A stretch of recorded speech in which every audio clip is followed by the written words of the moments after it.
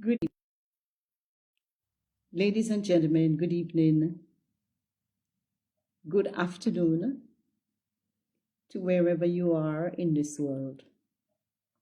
Once again, we want to thank you for welcoming us into your homes, and we trust that what we have to share with you this evening with respect to gender-based violence, that it would be reasonable and that you will see with us some of the things that we are discussing, if not all of the things we are discussing.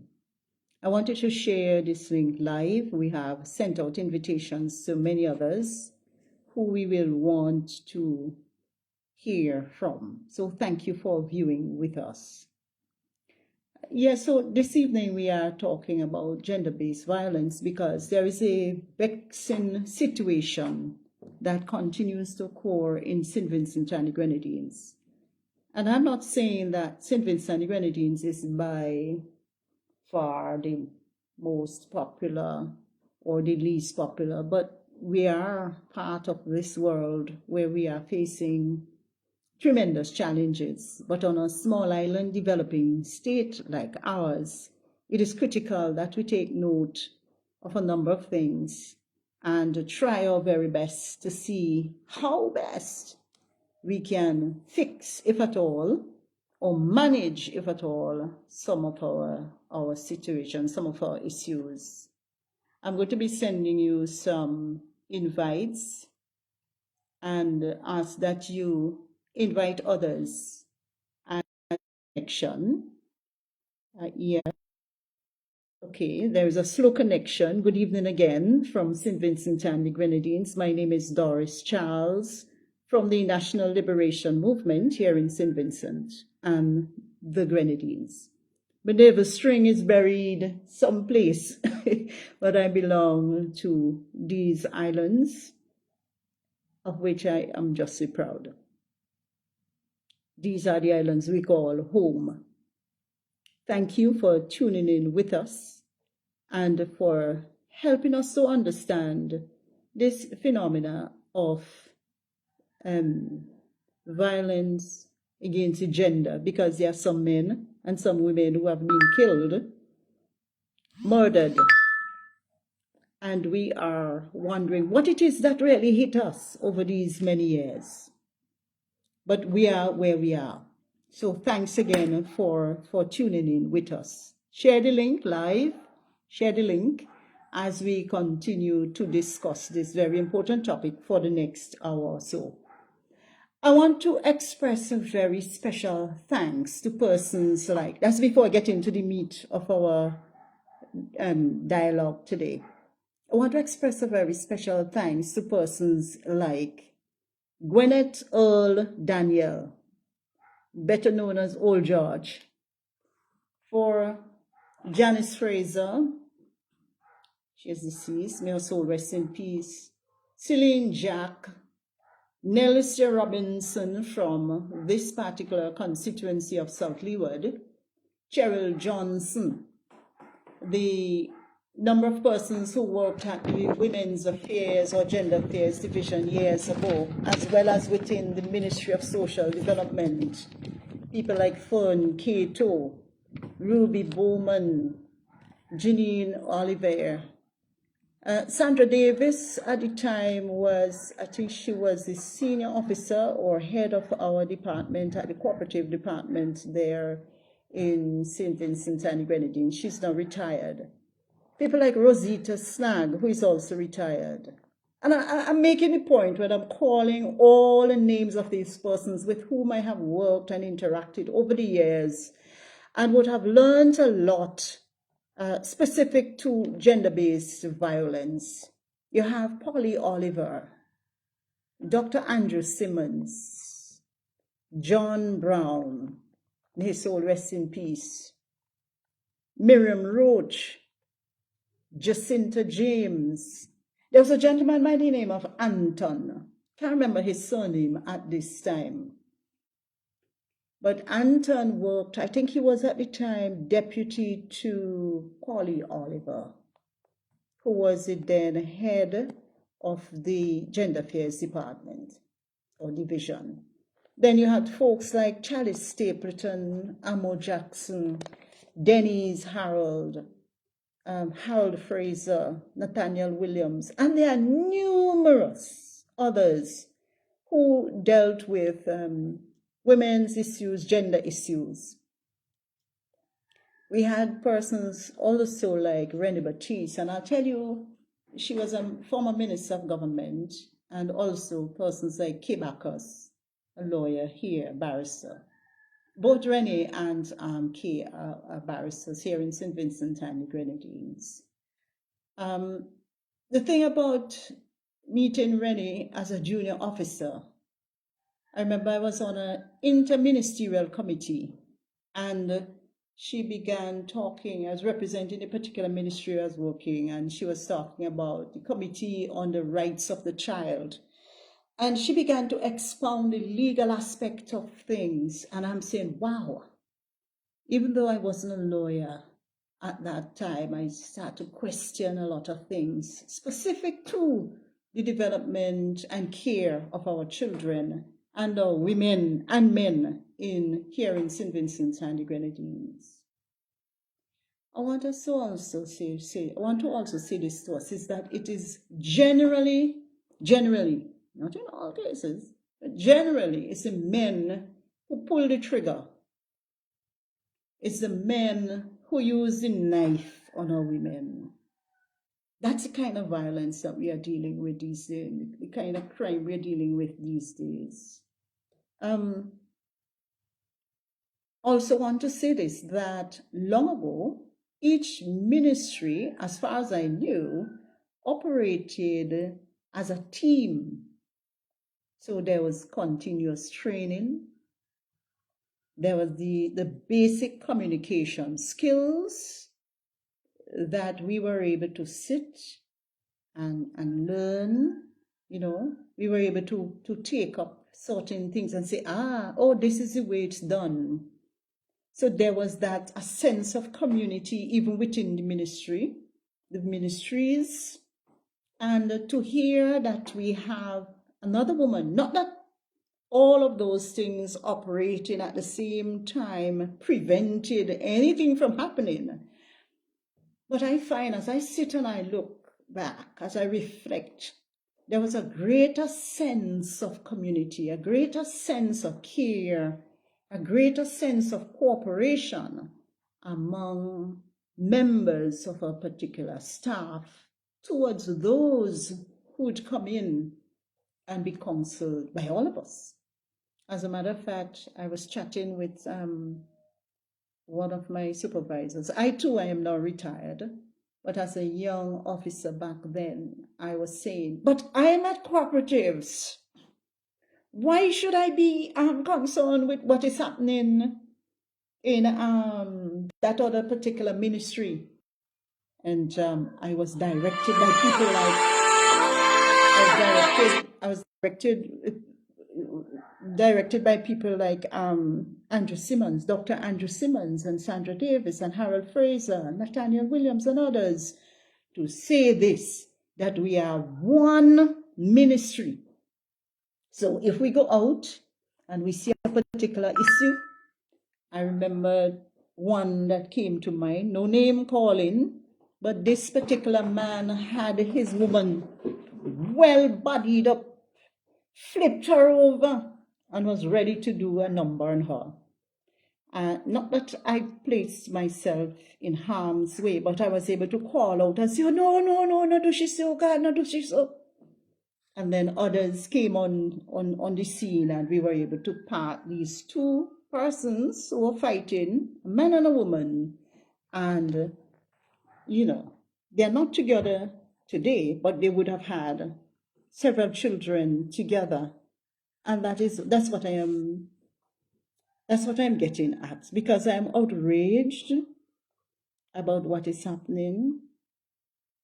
And even in my outrage, and many others share my same disposition, we cannot bring those who have died, we can't bring them back. We cannot bring them back. Can't resurrect them. we could only say, boy, I wonder if I could have done something more. I remember right now, recall Shoma Adams Thomas from Union Island. You'll hear me singing her name all the time. She was one of my best friends. And for more than 40 years, we were friends. And she died. Somebody, some murderer is on the loose. Just like we have so many others out there, and we are not sure where they are. People's lives are being taken. Just like that. But to the men folk, to all of you who assisted all of us in one form or another, those men who counseled with me over the years, who made sure that I became this particular officer, who others would listen to, and so on. I'm asking for you now. Where are you? Why aren't you men who are still around, who are actively involved in some program, whether on mainland St. Vincent or in the diaspora, who could say something? Where are the men? Are you standing up for your sisters? Are you standing up for your future wives or your current wives? Are you standing up for your mothers? Are you standing up for your aunts? Are you standing up for your grandmothers? Who were raised by grandmothers? Did your grandmother raise you? Were you taught how to show respect and love and appreciation to all in your communities and in your homes? You know, one mother called not too long ago. She said, there is sometimes as mothers we give birth and we suffer from mental health issues, but we bear it all. We go through the turmoil and we are helped by, medical professionals and others, and we care for our loved ones. So I go back to ask, where are our men? Are our men empathetic? And you may say, well, don't make such a sweeping comment, or don't ask such a sweeping question. But I'm still asking, where are our men? We need to see more men standing up on behalf of our women folk here in St. Vincent and the Grenadines, because we are in crisis mode.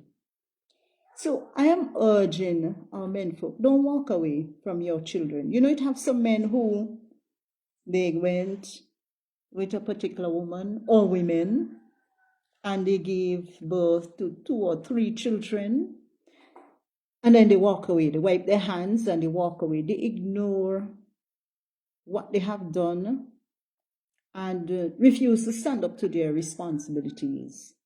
But I am asking for our men folk to think again. To you men, I see it as I am feeling it in my gut.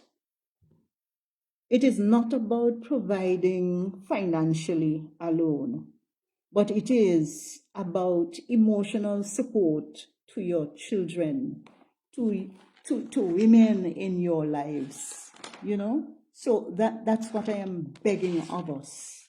Men, stand up for us. Stand up for our women folk. All right, yes, you can make your comment. You can also share live. I'm seeing one of my relatives. Well, I have plenty of relatives here in St. Vincent and spread right across the diaspora. Thank you so much for coming on and for being here with us this evening. We are dealing, of course, still with crime management, but a slightly different aspect of things this evening when it comes to violence against gender. We would have heard how many years ago? More than 18 years ago, we would have had the murder of Glenn Jackson. Up to the hour, no. Nobody could say for sure who killed Glenn. I mention his name because he was a prominent political figure. And there are others. If you look in your communities, you really point out X, Y, or Z who died under mysterious circumstances. A few days ago, a woman was found dead in Longwall with multiple wounds about her body. The details are unclear. Remember, we were dealing, with crime management. It's difficult, real difficult. But guess what? If we together, our tagline is together we will. If we come together, pool our resources, knowledge, skills, and the various subsets, several other subcommittees spread all over the place, village councils, you name it. If we come together, we will be able to make a dent, a severe dent into this particular issue of crime management. So a few days ago, as I said, this woman was found dead in Longwall. We're talking 2025. And if as I say this, I have to become conscious of the fact that others could die at the hands of others as well. Others who once claimed to love and appreciate them. And then you remember just recently, I think it was in July, Camden Park, a businesswoman was killed. And she was killed over family lands, over family property. I also want to tell us something about threats. You see, when persons threaten you, it is just a matter of time, and don't take it, don't dismiss it, as I had done. I had to run eventually to save myself. I guess that is the reason why this issue of crime management resonates with me in this way. When you hear words like, look, if you come for half of the property that you and I build, just half, there'll be casualties. And if I can't get to kill you, I'll pay someone. Boy, will you wait for? You gotta run. You got to run. You have to take hand and make foot. And as the old people say, make exception and save yourself. Because if you don't, what you're doing is you are placing yourself in a position of accommodation. You're accommodating the individual and you're helping that person to believe. And this is talking about threats. Not the death yet, just threat. I could take a piece of wood, and one of these days I put a lash in your head. Or you see this leg of this chair, I will do whatever I do it to you when it's done, I kill myself. I'll burn down the house. I will kill the children. I'll kill you. And then I'll kill myself. Those are serious words. Serious.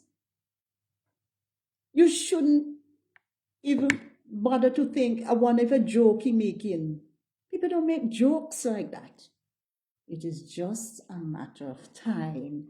And I'm urging our women to become a little bit more conscious, to become a little bit more with it. Grasp the significance of the moment and decide, hey, I wonder if you can really do that to me. Call somebody, make complaint, so to speak, and avoid calamity in your life and in the lives of your children, if you all have, or in the lives of members of your community. It is a serious situation that is increasing here in St. Vincent and the Grenadines, and we, together, we will do something. We will have to do something. We'll have to sit down and recreate a different kind of narrative, a different end to our story, so to speak, and pull ourselves together to face an uncertain future, but together we will. Then, so that was a woman in Camden Park. The other story was a woman was shot dead in Murray's Village. And that was in 1st of November 2024. Then remember that incident with Stephen King, Leslyn Davis, Damian Cumberbatch, and Joel Brown? I'm asking, was there a quarrel? How do you respond to quarrels? What do you say to somebody who, as we would say, for no reason, they come up to you and they just pull a gun and they shoot you? You're a shopkeeper. You may have done them something, but is that the way in which you can resolve a conflict? By pulling a gun? By shooting someone? Then we have July the 23rd, 2020, a female Port Authority worker was killed in Fabian Pasture. Remember that? That one that shook this nation. And then you have on the 30th of October, 2024, a woman was shot dead in Murray's Village. I want to say to us, and we have to reiterate certain things, that crime management is not an easy task. It's not easy. It's doable. Okay, I want you to share the live, and talk to us. Luann Roberts, stone dead. Remember, she was a family court counselor. Then I think the killing of women and men in St. Vincent and Grenadines got to a certain level, unprecedented. I've never seen this one before. When Precious Williams, 17 years old, that girl could have been my daughter, could have been your daughter. I am told that they found her body parts. Like when you chop meat, you're going to stew up a piece of chicken now, and you chop up the individual, you quarter them up, and you put them in some black plastic bag, or you wrap them up so that you say Monday a piece. Father, forgive me for speaking like this. It's hard. It's tough. Yeah, it's really, really hard to know that we are at this stage in our development. 110,000 persons in St. Vincent and Grenadines. We have issues like a very high debt to GDP ratio. We have issues like, the health, we have health issues here in St. Vincent and Grenadines. Other issues, you have people who are dying as a result of other reasons, other issues.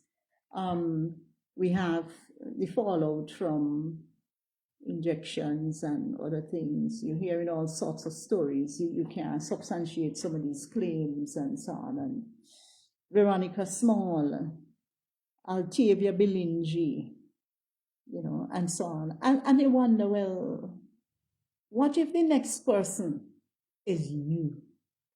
What would you do? Well, of course, besides you succumb to death, yes. But could you do anything? Can a neighbor help you? All right, so we have a question. When we ask the question, why has the murders on this island state of St. Vincent and Grenadines are not yet brought to justice? Could it be that these crimes are committed by those who are members of the law enforcement team or their family members? We got to dissect that. Wait. Mrs. Hodge, thank you for tuning in. What you say? You have to ask the questions. That why is it that on St. Vincent and Grenadines the murders are not, the murderers are not brought to justice? And could it be that these crimes are committed by those who are members of law enforcement? You're seeing that some police officers could probably be part and parcel of this whole issue. Somebody's saying what? Hold on. IMO solving crime is not a priority in St. Vincent and the Grenadines. Well, the National Liberation Movement, of which we are a part, is saying that that is one of our priority areas, that public safety, that crime management, because they tell me, all the research I do say we can eradicate crime or we can prevent certain crimes. So we talk about crime management, and we would have highlighted a number of things within the past couple of weeks as to what were advocated by some, well, within our ranks, and we would have done the research and we would have seen the benefit of what that research produced. And it is sad to say that solving crime is not priority in St. Vincent and the Grenadines. It is sad. Because if we continue to shoot, if we continue to kill one another, if we continue to leave psychological scars on the minds of others, if we continue not to pay or give priority to solving crime in St. Vincent and the Grenadines, we are going to suffer in the long run. In the short run, yes, and in the long run, we will suffer. So we have all these names of persons who have died, and we have many, many more who would have died as a result of gunshot wounds. We would have others who would have died as a result of negligence. We would have died, you name it. But what we are hitting at is the fact that there are many from the Women's Affairs and Gender Affairs Department who would have gone on before. So I mentioned quite a number of names previously, who would have taught people like me and others who are we're still alive and well, and we can give back some sort of guidance. And then some people say to others, some people say, well, this young generation, they're not going to listen. Yes, you may have a few who may not be listening, but there are many others who would want to hear from us. And I'm urging us to continue with the conversation. Getting back to what Mrs. Hodge has said, could it be that these crimes are committed by those who are members of the law enforcement team or their family members? Look, I don't have any such evidence. And if it is one thing I normally say, when I open my mouth to present anything to us on live stream, or I write anything as a member of the National Liberation Movement of St. Vincent and the Grenadines, I must be able to point to something tangible to say, yes, here is evidence. That's how I was trained. And even before I got to university level, my grandmother said, child, you must be careful what you say, you know, because sometimes you go talk something and you could get locked up on your own right. So my approach towards that whole concept of trying to find out who did what, where, and when, I must first check. So I cannot see, Mrs. Hodge, I can't see that law enforcement officers or their family members who are responsible for committing some of these acts. Okay, yes, we're getting a response from, yes, Mr. Doyle. He says, my father, Basil Balcom, always said, until an example is made of one of these criminals, nothing will change. Too much is being swept under the rug. There was a vexing situation the other day, where a senator, accompanied by two others, who were in positions of influence, and that is key. They walked in my opinion, they trespassed on the man's property. and somehow a gun went off, and he claimed one of them shoot him. And he also made the claim that he went to the hospital and people could have seen definitely that he had a gunshot wound. The case was dismissed. You see, anytime you're in a position of influence, you got to be careful. Could be a member of my family, could be a member of my church. You got to call it what it is. This issue of maintaining a dignified silence, my dear brother, your father is correct. He says, until an example is made of one of these criminals, and nothing will change. And as you rightly say, too much is being swept under the rug. I want somebody to challenge me on this whole issue of what I am saying. Challenge me. Say, Doris, it ain't true. And Doris, I didn't do this or I didn't do that. We are hurting as a people. We are. And this whole thing, bringing people to justice. Yeah. The justice system must stand in such a way that it mustn't be interfered with, so to speak. It mustn't be compromised. It mustn't be as such that I could call. I have 2 children that are barristers.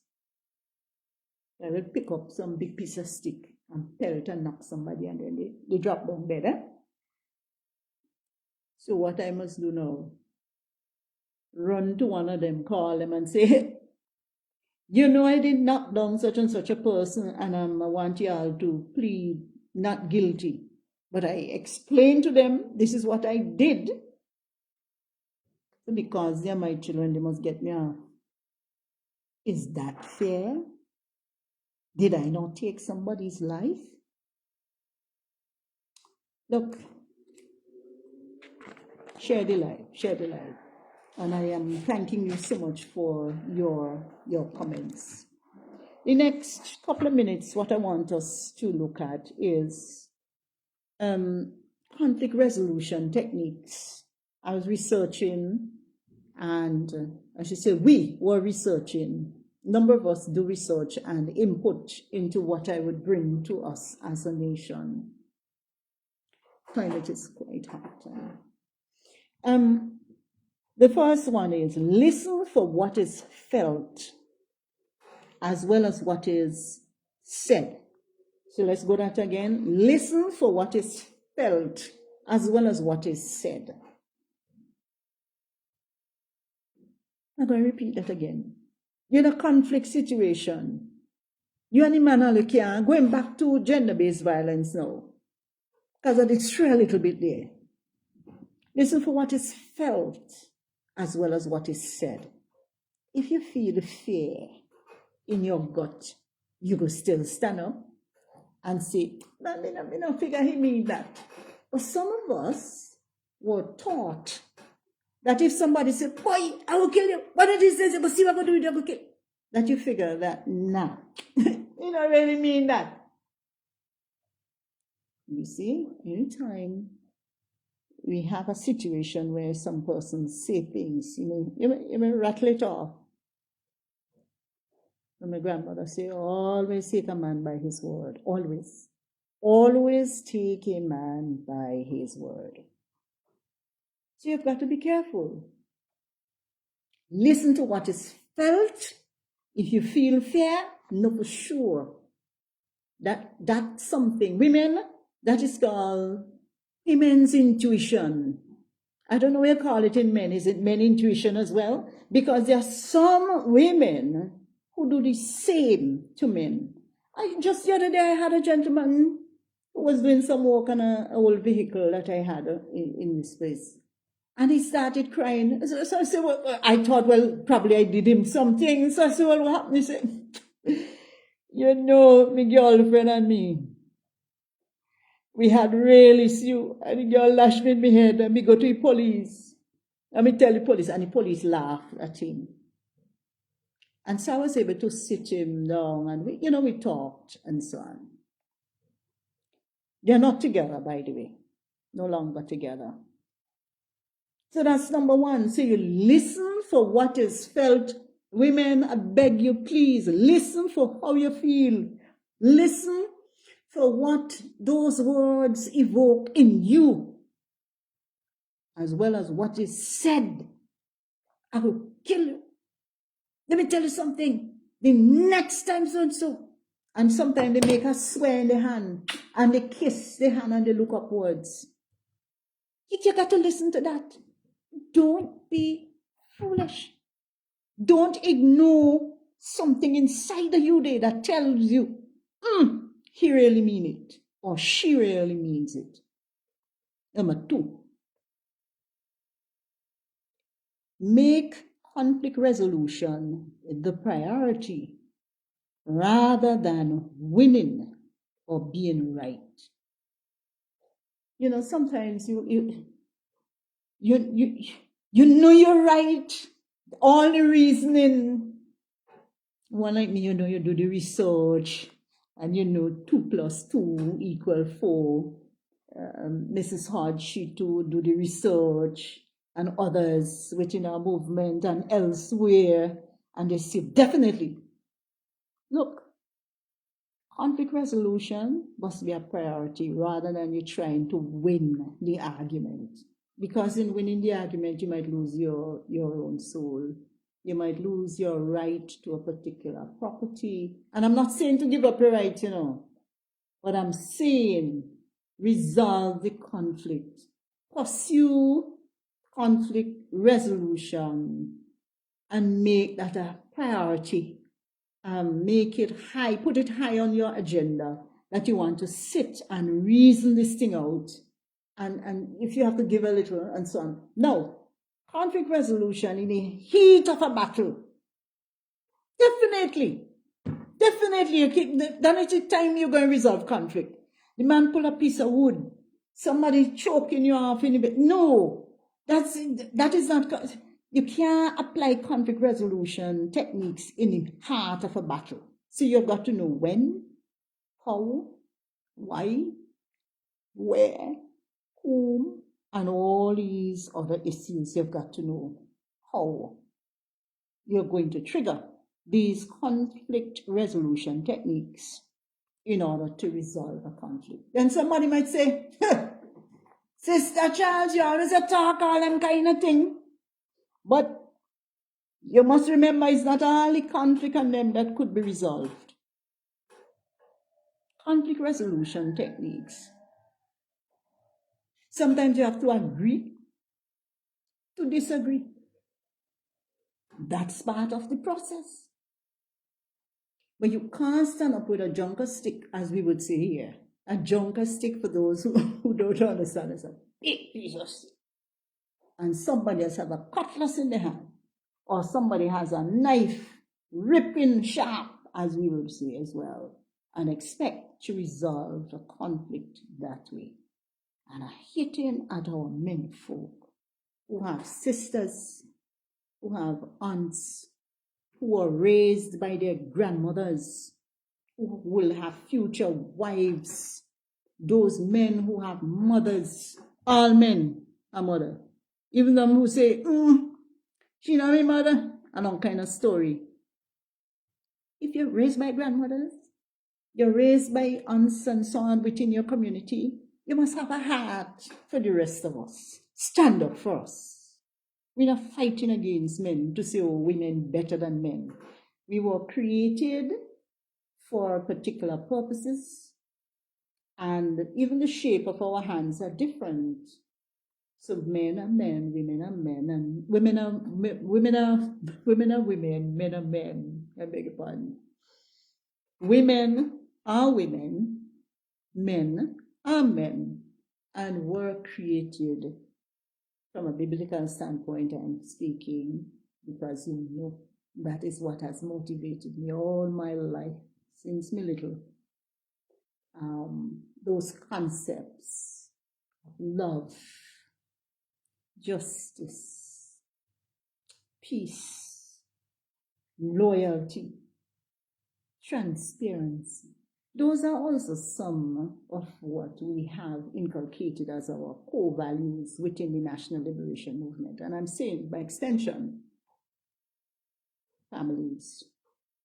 This wider society must adhere, should adhere to some of these, if not all, that we are advocating. The other thing is, so besides listening for what is felt, as well as what is said, you're going to make conflict resolution the priority rather than winning or being right. The other one is focus on the present. Focus on the present. One time we had someone who came from overseas, a lecturer at our church, pastor, of course, and what they were talking about is this whole concept of focusing on the present. I remember the lady was saying, she was saying that, when you're dealing with ripping up stuff now from the past, 3 months is probably the limit. So what happened before 3 months? Not bring up a whole heap of thing. He say, she say, and all of that and so on. But 3 months ago, this thing has happened. Then you could negotiate now from that point onwards. So focus on what is present. Let go of grudges based on past resentment, and this whole concept of wanting to see the reality of the current situation, that is what you are aiming at. That is what I would be aiming at. What's the current situation? What is it that has led us to where we are? Yes, Mrs. Hatch. So when we speak about individuals who take the life of others, could it be that those who know of the perpetrators, they know it, they do not share the information with the law enforcers, are not confident that their identity will be kept safe? Or could it be that they feel that they would not be taken seriously? Oy, oy, oy. You're touching on some issues that I'm glad that you're bringing them up now. Shall we tackle? We're coming back to, we should be able to have time for at least. So we're number 3, focus on the present. So we take this, we interject this with this question. When we speak about individuals who take the lives of others, so Tom killed Mary, could it be that those who know of the perpetrators, so Doris and others, know that Tom killed Mary? And I know it, but to share the information with law enforcement or law enforcers that are not confident that their identity will be kept safe, I heard more than one person say words to the effect that sometimes, because we are such a small island state, you will have a number of us who have family members or friends within law enforcement, and you're going to make a complaint, and it is highly possible that while I wasn't in the presence of the persons who were saying this, that this incident happened, that somebody, a police officer, would say, yeah, she the right here now making, telling you whatever. No, that compounds the issue. And what we're saying is, once those officers are properly trained, regardless, so if this particular individual who named Doris goes and make a complaint about Tom, and that officer and Tom are supposed to be first cousins, that officer, having been properly trained, and that's the thing that is happening to some of us, and some of our boys and girls. Well, I'm old enough to say boys and girls, but you know what I mean, young men and women who we sent to university. We give them scholarships, or some of them take loans. You go abroad, you study, you understand the dynamics of forensic analysis specific to crimes and all of that. When you come back, for heaven's sake, exercise, put into practice that which you have been taught, because ultimately it is going to save your life one of these days. And what goes around comes around here. I live long enough to understand what my grandmother used to say. What goes around comes around. So, and as you say, Mrs. Hodge, could it be that they feel that they will not be taken seriously? So on one hand, it could be that folks are not taken seriously. And on the other hand, it could be that identification of informants will not be kept safe. And those are two critical issues that our law enforcement machinery must take into account. I would want to know that I am safe in my own home if I'm a perpetrator, design something on my life. I would want to know that I could come up the hill and come and sleep in peace, because, if anything happens, I'll be able to pick up the phone and say whatever, or I'll be able to touch somebody next door and let them report, and to do so without fear or favor. So thank you very much for your questions. Keep them coming. Keep them coming. And when, I want to say this again, women, when we go to report an incident, when we go to report a threat, for heaven's sake, don't take it back. What do I mean? When you go to the police and you report something, don't do like Doris. When that particular officer asked me, should I arrest him? I said, no, don't arrest him, because, and I gave some sort of a reason. And I live to see that there are issues that came around and hurt me in the end. So we say listen for what is felt as well as what is said. Make conflict resolution the priority rather than winning or being right. Focus on the present. Let go of grudges based on past resentments, because you will not be able to see the reality of the current situation. The next one is pick your battles. Is it worth my time? Is it worth my energy? Is it worth my effort to quarrel with you every Monday morning? You wake up, be very belligerent. Is a word that used to be thrown around in certain places. Yeah, you're too belligerent, everything you're belligerent. Is it worth my time to argue with you? Is it worth my time to get up on Monday morning? Let me start from Sunday, first day of the week. Tuesday. No. Wednesday. Thursday. What is the point? How do you live comfortably with an individual in your space to always be quarreling? So pick your battles. I just remember something somebody was saying. When the Bible says, let not the sun go down on your wrath, they turn around and they say, all right, the Bible never say, let that after the sun gone down, but you can't start another quarrel. No, that was taking it to the next level. But that is the situation that happened. Yes? Two more to go. One of them is be willing to forgive. Be willing to forgive. Release the urge to punish the other person simply because it could never compensate for your loss. It drains you and it drains me. Be willing to forgive. You have got to get to a stage in your life. They call your name, they threaten to take your life, they put your children against you, they take away your money because you decided that you are going to save together, and when it was time for you to get your money, they're not giving you none. They take away your house.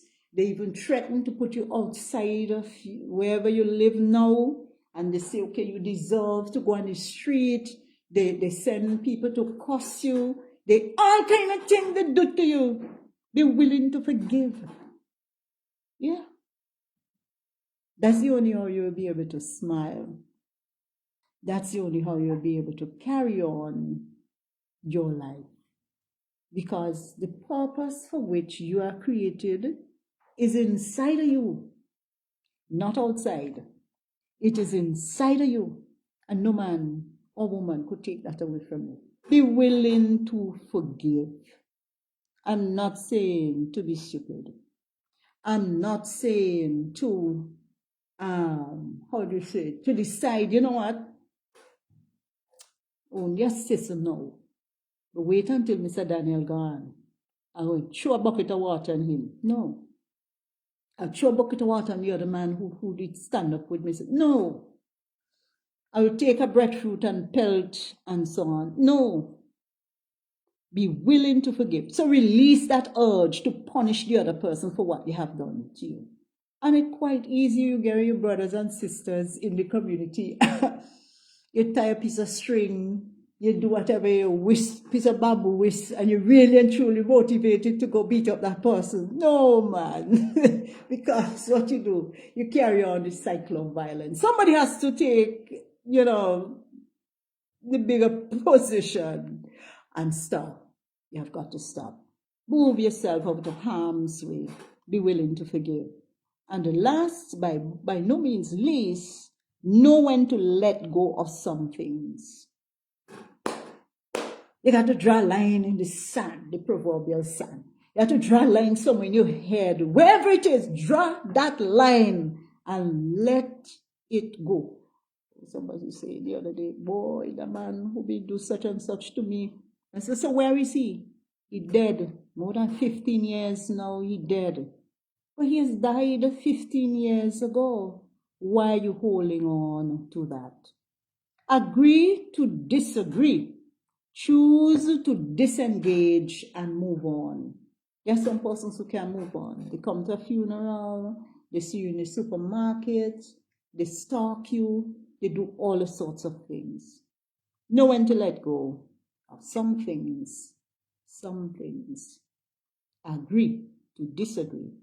Choose to disengage and move on. I hope that those 6 conflict resolution techniques are going to help us as we face another day, as we face an unknown future. Added to that, I must add, prayer is key as well. Because some people say, oh, you just pray, pray, pray. No, prayer without works is dead, so to speak. You know that. You've got to pray and then act. All right, so I see, and this is going to pull the curtains down on what we have. How have you yourself been dealt with when you made your complaints to the police about being threatened by your husband? Did they arrest him, or did they go and get a statement from him? Was it your call to decide if he should be arrested or not? Or should it be the police duties to arrest him for making that threat in the presence of a witness? Now, let's take it. So I made a complaint. How have you yourself been dealt with when you made your complaint? Very professionally. The police was neither on my side nor. That's one thing I must say. And I must commend those officers who were very careful with how they dealt with these 2 big old people, So they were very professional when I made the complaint. And yes, I was threatened by my husband. I have evidence of that. I wouldn't come on this platform without having that evidence, because I know without the evidence, he would be able to say, hey, she has not been telling the truth, but I have written evidence. Yes, I do. Did they arrest him? I told them not to arrest him. They sat us down and they were able to listen to both of us. I had to make another statement again at another time, and whether they went to get another statement from him, I'm not sure on that end, but I did make a statement. So those statements, if they are not destroyed, those statements are somewhere. Was it my call to decide if he should be arrested or not? They did ask me at the time, that was 2018, they did ask, should we arrest him? One of the officers did ask that. I guess it depends on the nature of the threat. And it also, I suppose, depends on when it was made. Probably it depends on the person's, well, whether they are in a government service, whether they are working elsewhere. That part, the police will have to answer. And then you're asking another, where you say, should it be the police duty to arrest him for making that threat in the presence of another?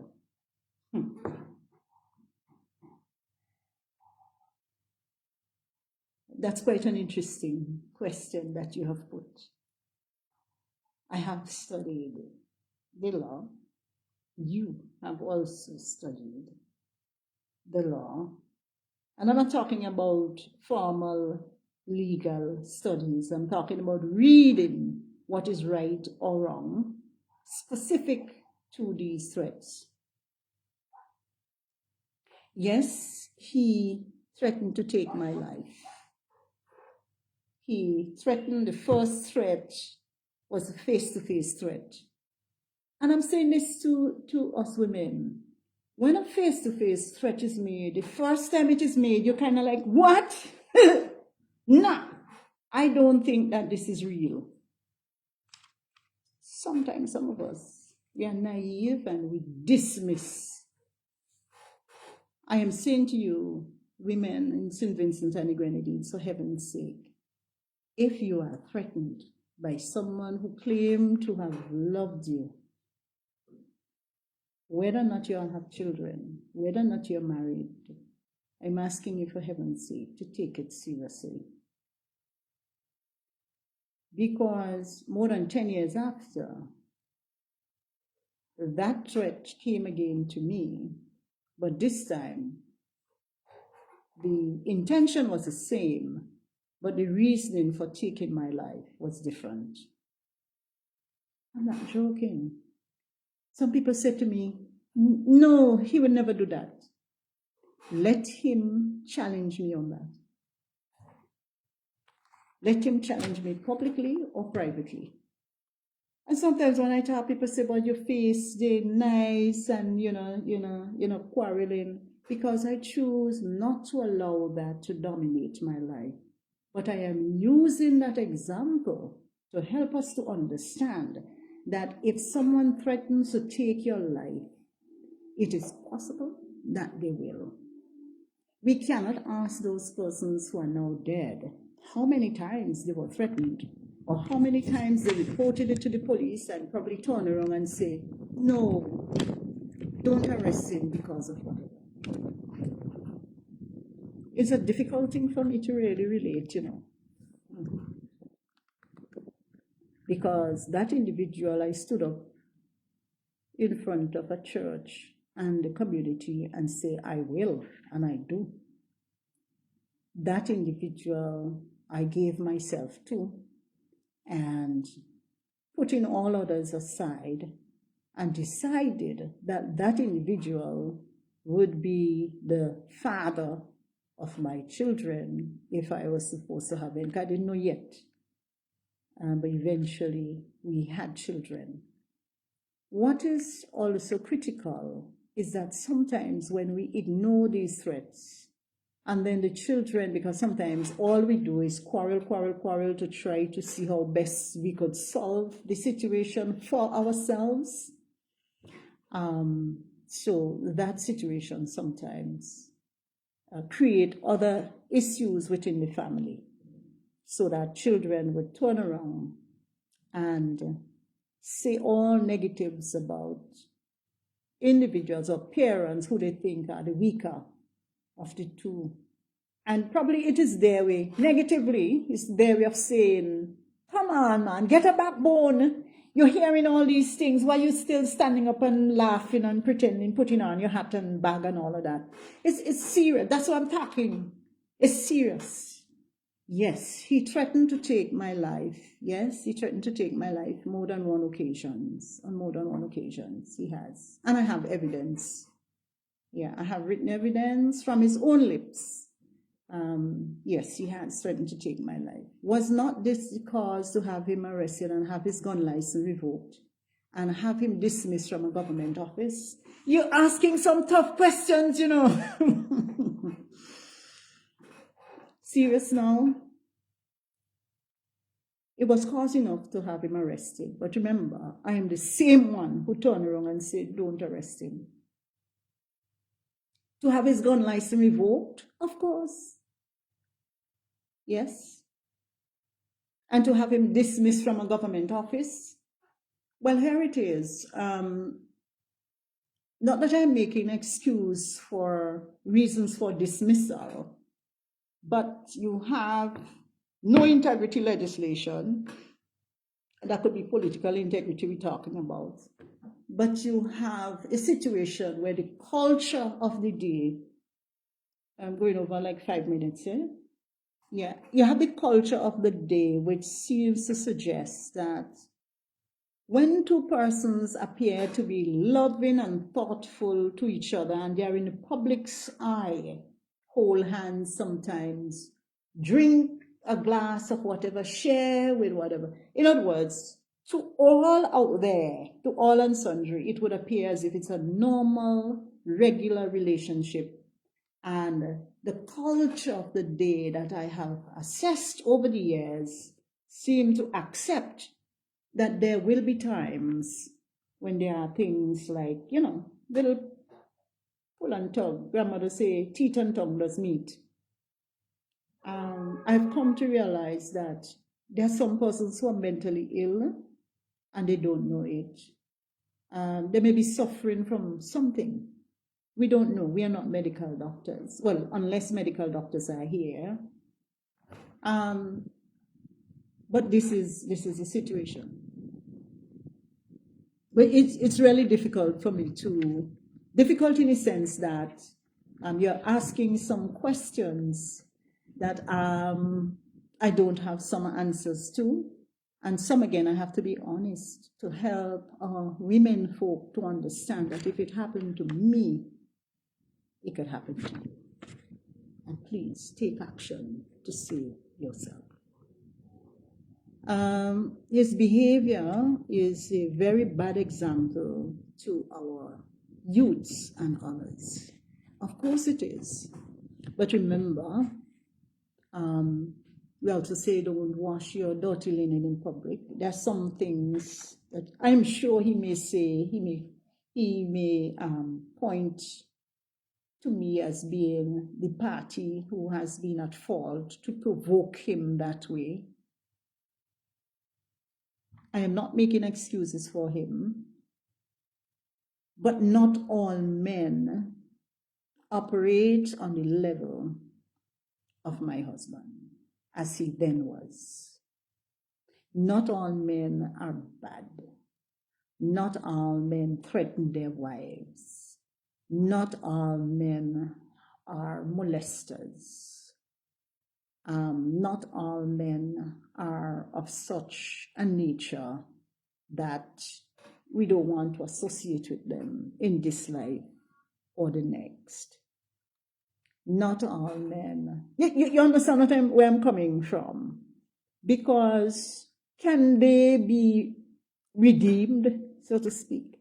Only God and them could really sit and be reconciling that way. Because if they have compassion, if they have something inside of them that says, boy, I should not behave so, then marriages, many more marriages, not just mine, because this is not about me per se, But for every woman that has died so far, they would tell you that it started out as being a fantastic relationship, in their opinion, even if they had to put away others with whom they have had another type of love relationship. They decide, okay, this is a substitute partner, and they want to move on in life. For whatever reason, they may have been forced to, but they decide, all right, boy, let me take this one. We mightn't get any more. Let me. Or they may be genuinely, that's their first love. And I'm not making excuses as I say, but not all men behave the way in which this one behaves. I also have sons.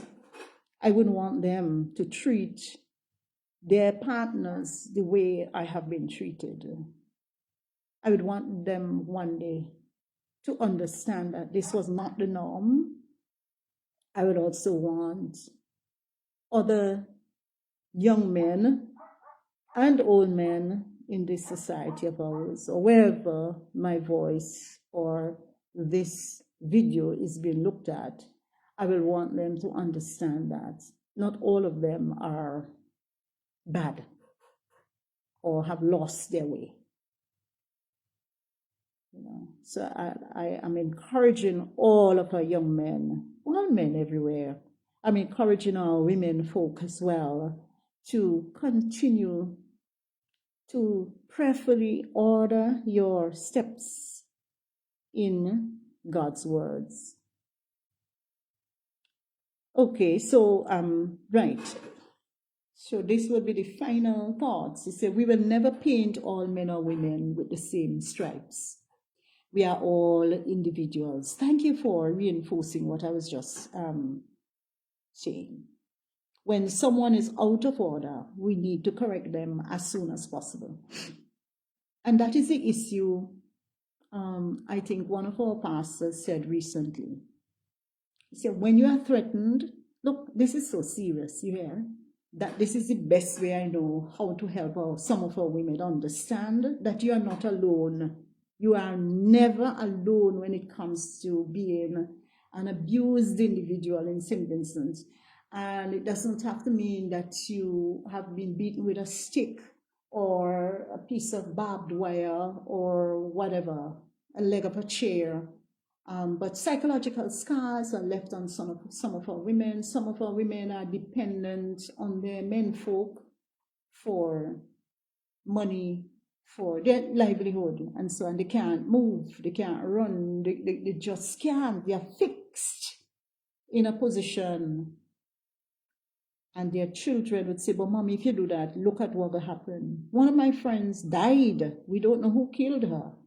But she was told, before she died, she said that she was told to put a row of blocks, make a partition in the house, the matrimonial house, so that he's on one side and she's on the other. And I said, well, what's the point?